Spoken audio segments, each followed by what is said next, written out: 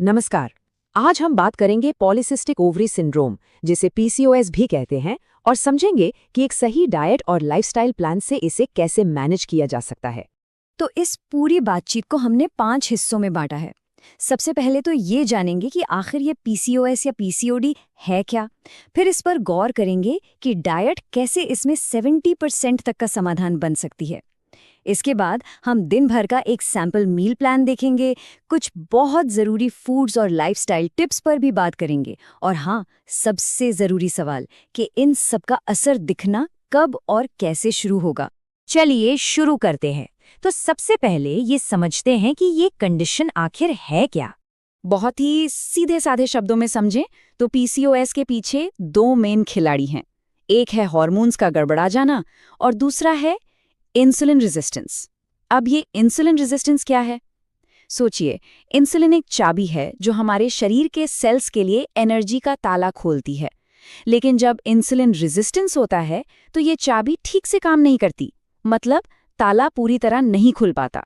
और जब हार्मोन्स का ये बैलेंस बिगड़ता है ना, तो इसके लक्षण भी दिखने लगते हैं, जैसे पीरियड्स का टाइम पर ना आना, वजन का बढ़ना और फिर उसका कम ना होना, स्किन पर पिंपल्स आना, बाल झड़ना और यहाँ तक कि चेहरे पर बाल उगना जैसी परेशानियां भी हो सकती हैं। तो अब आते हैं समाधान पर, और इसमें सबसे बड़ी भूमिका निभाने वाली चीज पर फोकस करते हैं। ये नंबर सच में चौंकाने वाला है। क्या कोई सोच सकता है कि 60 से 70% तक समस्या सिर्फ सही डाइट से हल हो सकती है?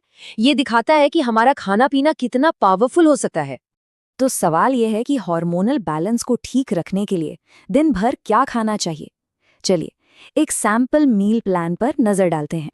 तो दिन की शुरुआत होनी चाहिए चाय या कॉफी से नहीं, बल्कि 1 गिलास गुनगुने पानी से, साथ में 5 से 7 भीगे हुए बादाम या फिर मेथी या अलसी का पानी ले सकते हैं।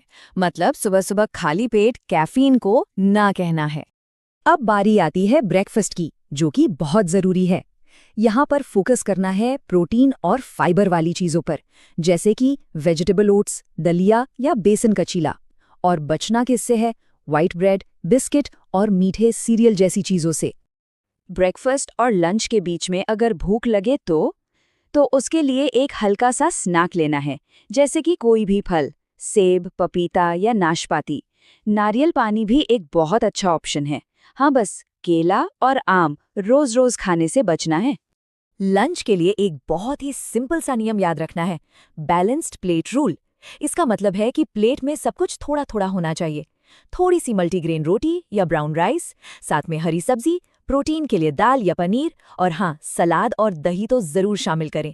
और कोशिश यही करनी है कि ज्यादा तेल और तली हुई चीजों से दूर रहा जाए।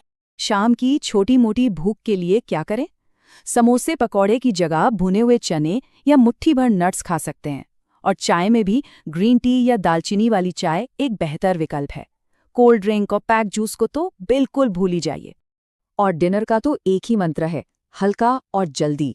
मतलब कोशिश करें कि 7 से 8 बजे तक डिनर हो जाए। इसमें वेजिटेबल सूप, एक रोटी के साथ कोई हल्की सब्जी या फिर पनीर या टोफू जैसी प्रोटीन वाली चीजें ले सकते हैं। रात में भारी खाना और चावल खाने से बचना है।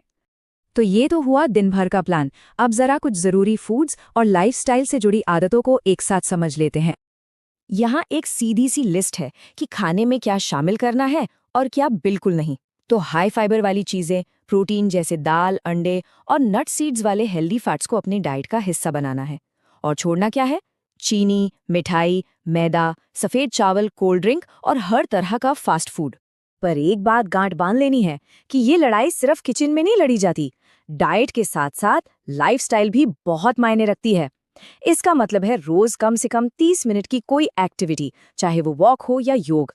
वजन को कंट्रोल में रखना, रात में 7-8 घंटे की अच्छी नींद लेना, और स्ट्रेस, जी हाँ, स्ट्रेस को भी मैनेज करना सीखना होगा। ये सब मिलकर ही असर दिखाएंगे। तो अब सबसे बड़ा सवाल, अगर ये सब कुछ ठीक से किया जाए तो सुधार कब और कैसे नजर आएगा? देखिए, इसमें थोड़ा सब्र तो रखना होगा। अगर 3 से 4 महीने तक लगातार इन बातों का ध्यान रखा जाए तो असर दिखना शुरू हो सकता है।